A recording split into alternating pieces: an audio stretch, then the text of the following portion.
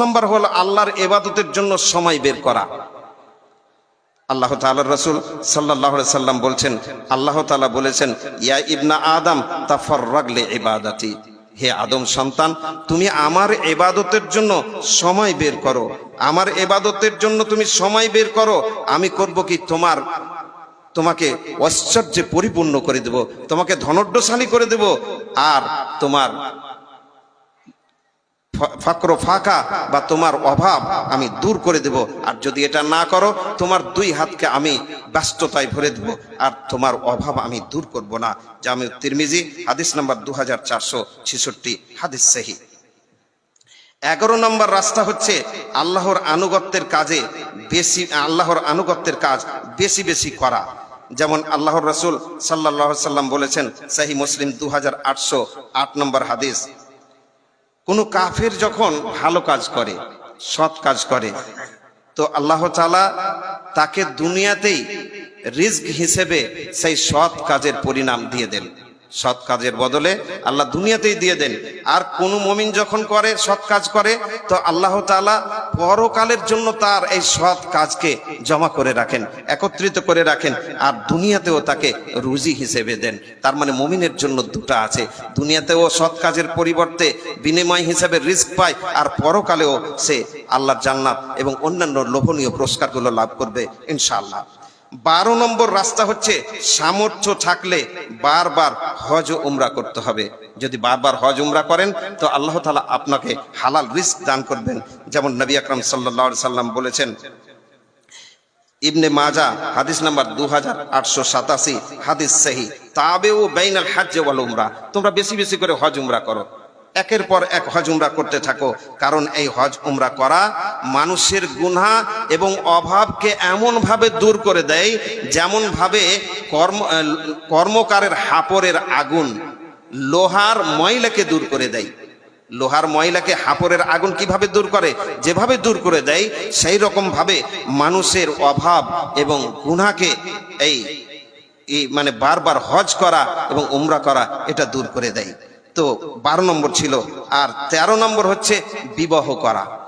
13 নম্বরে বিবাহ করা, যদি কেউ বিবাহ করে, তো এই রাস্তা দিয়ে আল্লাহর হালাল রিজক নেমে আসে। যেমন সূরা নূর সূরা নম্বর 40 আয়াত নম্বর 24 আয়াত নম্বর 32, ওয়া আনকিহুল আয়ামা মিনকুম ওয়াস সালিহিনা মিন ইবাদিকুম ওয়া ইমাইকুম, তোমাদের মধ্যে যারা বিবাহহীন এবং তোমাদের সৎ কর্মশীল দাস দাসী, এদের বিবাহ করিয়ে দাও, এদের বিবাহ দিয়ে দাও। তোমাদের মধ্যে যাদের বিবাহ হয়নি এবং তোমাদের সৎ কর্মশীল দাস দাসী, এদের বিবাহ দিয়ে দাও।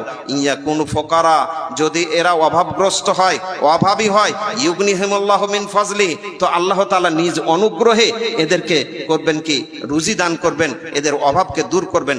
আল্লাহু ওয়াসিউন, নিশ্চয় আল্লাহ তাআলা আর প্রাচুর্যের মালিক, প্রাচুর্যময়, আলিম আর প্রজ্ঞাময়। তো বেশি বেশি যদি যার বিয়ে হয়নি সে বিবাহ করে, তো আল্লাহ তাআলা তাকে হালাল রিজক দিবেন।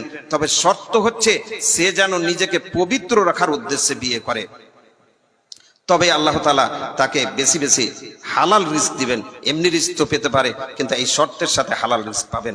অন্য একটি হাদিসে আছে, আল্লাহর রাসূল সাল্লাল্লাহু আলাইহি সাল্লাম বলেছেন, জামি তিরমিজি 1655 নম্বর হাদিস, হাদিস হাসান, রাসূলুল্লাহ সাল্লাল্লাহু আলাইহি ওয়াসাল্লাম বলছেন, সালাসাতুন হাক্কুন আলাল্লাহি আউনাহুম, 3 প্রকারের লোক এমন আছে যাদের সহযোগিতা করা আল্লাহ নিজের উপরে অপরিহার্য করে নেন, নিজের কর্তব্য মনে করেন।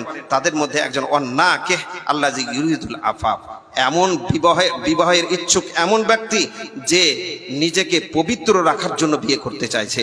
এই ব্যক্তির সহযোগিতা করা আল্লাহ নিজের জন্য কর্তব্য মনে করেন, এর জন্য সহযোগিতা করেন। 14 নম্বর হচ্ছে আল্লাহ তাআলার সহযোগিতা কামনা করতে হবে। যদি আমরা আল্লাহর সহযোগিতা কামনা করি, তবে আল্লাহ তাআলা আমাদের সহযোগী হবেন। যেমন জামিউত তিরমিজিতে একটি হাদিস আছে, 3563 নম্বর হাদিস, হাদিস সহিহ। আল্লাহ নবী বলছেন, আলী রাদিয়াল্লাহু তাআলা আনহু বলছেন যে আল্লাহ নবী সাল্লাল্লাহু আলাইহি সাল্লাম আমাকে শিক্ষা দিয়েছিলেন, আল্লাহুম্মা কফিনি বিহালালিকা আন হারামিকা, হে আল্লাহ তুমি তোমার হালাল দ্বারা তোমার হারাম থেকে আমাকে দূরে রাখো, আমাকে মুক্ত রাখো হারাম থেকে। ওয়া আগনিনি বিফজলিকা আম্মান সিওয়াকা, আর তোমার ফজল দ্বারা অর্থাৎ তোমার রিজক দ্বারা তুমি করো, তোমার রিজক দ্বারা আমাকে তুমি অপরের মুখাপেক্ষী হওয়া থেকে মুক্ত রাখো, রক্ষা করো, বাঁচিয়ে রাখো। 15 নম্বর হচ্ছে রিজক সন্ধানের ব্যাপারে উত্তম পদ্ধতি গ্রহণ করতে হবে। আল্লাহর নবী সাল্লাল্লাহু আলাইহি সাল্লাম বলছেন, আইয়ুহান নাস ইত্তাকুল্লাহ, হে লোকেরা তোমরা আল্লাহকে ভয় করো, ওয়া আজমিলু ফিত তালাব, এবং রুজি সঞ্চয়ের ব্যাপারে তোমরা উত্তম পদ্ধতি গ্রহণ করো, উত্তম পদ্ধতি অবলম্বন করো। ফাইন্না নাফসান লান তামুতা হাত্তা তাস্তাউফি রিজকাহা, কারণ কোন নফস, কোন প্রাণী অতক্ষণ পর্যন্ত মৃত্যুবরণ করবে না যতক্ষণ পর্যন্ত তার রুজি পূর্ণ না হবে। যদিও তার কাছে রুজি আসতে দেরি হয়, তবুও তার রুজি পূর্ণ হবে, তারপরেই সে মৃত্যুবরণ করবে। সুতরাং তোমরা আল্লাহকে ভয় করো আর হালাল পথ, উত্তম পথ অবলম্বন করো। খুজু মা হাল্লা, তোমরা হালাল পথ অবলম্বন করো। ও দাও মা হারামা, আর হারামকে তোমরা ছেড়ে দাও, ত্যাগ করে দাও। 16 নম্বর এবং শেষ রাস্তা, সকাল সকাল রুজি সন্ধানে বের হতে হবে। আপনি যেটা রুজির কাজ করবেন সকাল সকাল বের হবেন, আল্লাহ তাআলা রুজিতে বরকত দেবেন। যেমন জামে তিরমিজি, আবু দাউদ ইত্যাদিতে আছে। আবু দাউদের 2606 নম্বর হাদিস, সূত্র কমপক্ষে হাসান। আল্লাহ তাআলা নবী সাল্লাল্লাহু আলাইহি সাল্লাম বলছেন, আল্লাহুম্মা বারিক লি উম্মতি ফি বুকুরিহা, হে আল্লাহ তুমি আমার উম্মতের সকাল বেলাতে বরকত দাও। তো আল্লাহ শুধু রিজকের ব্যাপারে বলেননি। আর রিজক যদি আমরা দেখি তো রিজক শুধু খাদ্যকে বলে না, আমি এর আগেই বললাম যে রিজক সন্তান সন্ততিকেও বলা হয়। তার জন্য আপনাদের মধ্যে কারো যদি সন্তান না হয় তবে করবেন কি, সকাল সকাল সহবাস করবেন, ইনশাআল্লাহ আল্লাহ বরকত দিবেন। তো সকাল সকাল যদি রিজকের জন্য কেউ বেরিয়ে যায়, আল্লাহ তাআলা নবী সাল্লাল্লাহু আলাইহি সাল্লাম তার জন্য দোয়া করলেন, তাকে আল্লাহ তাআলা হালাল রিজক দিবেন। আল্লাহ নবী সাল্লাল্লাহু আলাইহি সাল্লাম যখন কোনো বাহিনী পাঠাতেন যুদ্ধে, তখন আল্লাহ নবী সকাল সকাল পাঠাতেন। অনুরূপভাবে এই হাদিসের বর্ণনাকারী সাখর একজন এমন ব্যক্তি ছিলেন যিনি ব্যবসা করতেন, আর তিনি সকাল সকাল ব্যবসা শুরু করতেন, আর তার মালে ধনে জনে আল্লাহ তাআলা বরকত দিয়েছিলেন। তো এই সব থেকে বোঝা যাচ্ছে যে এইগুলো হচ্ছে হালাল রিজক পাওয়ার রাস্তা। যদি আমরা এই রাস্তাগুলো অবলম্বন করি, এই রাস্তা দিয়ে যদি চলি, তো ইনশাআল্লাহ আল্লাহ তাআলা আমাদেরকে হালাল রিজক দিবেন। যাই হোক, আমি আপনাদের সামনে প্রায় 40 মিনিট ধরে বক্তব্য রাখলাম। যদিও আরো কিছু কথা ছিল, তবে এখানেই শেষ করছি।